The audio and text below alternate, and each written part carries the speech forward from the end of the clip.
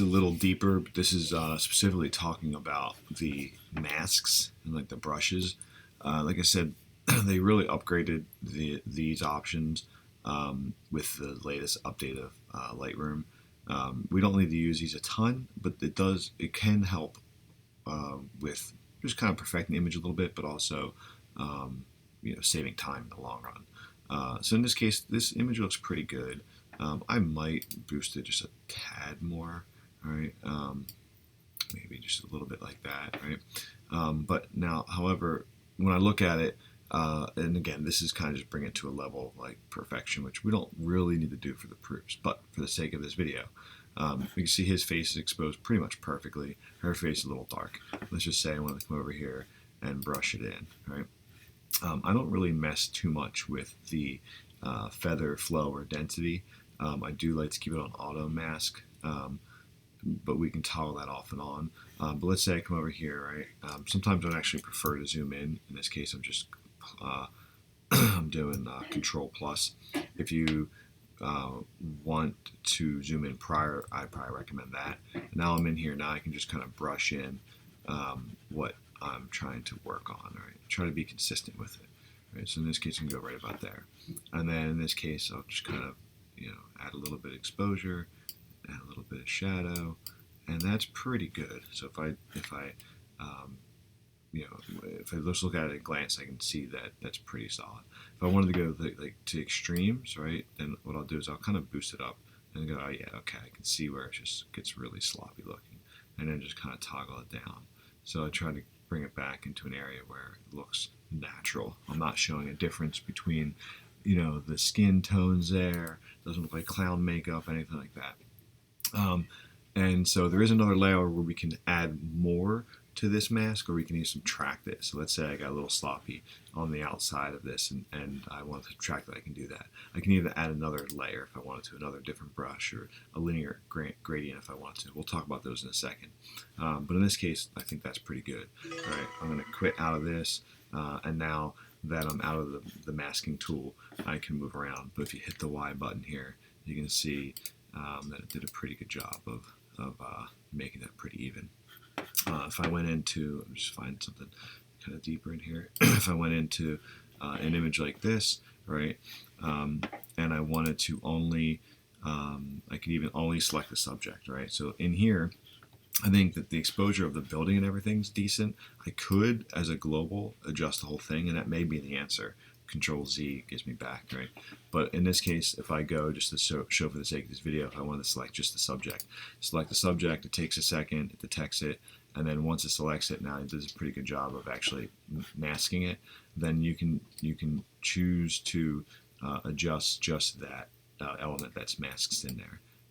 And so same thing, just playing with exposure and shadows a little bit, maybe a little less, it doesn't look so fake. And then in that scenario, I think that looks pretty good. If we wanted to add another one, right? In this case, there's no sky, but let's say we wanted to select the subject again. In this case, this sometimes makes sense when the backgrounds are really light, let's say like a beach or like a snowy situation. And you can see that it didn't select her dress here. So let's say we wanted to add to this, right? Then hit add, and we're going to use a brush, and we're just going to add in to that mask, right? If we wanted to subtract anything, if it missed some or went over, we can subtract it.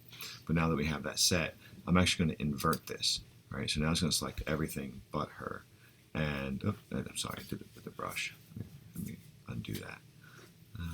Come back here. Okay, mask.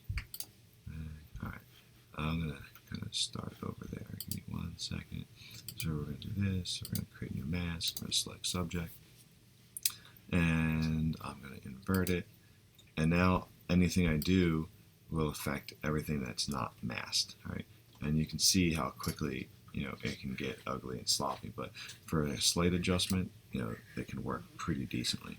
And so that's the way those masks work. I think it really works well when there's a bright subject, let's say, a subject against a bright background.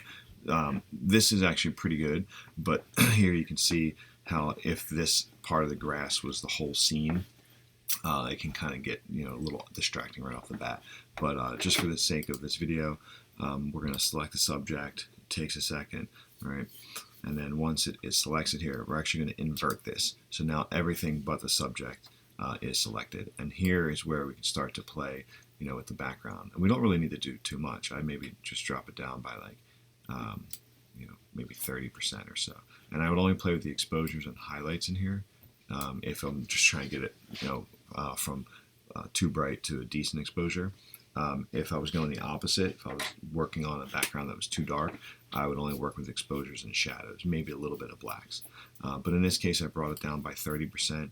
You can see, and maybe a little less, and highlights. But they're really the only masking tools I would use.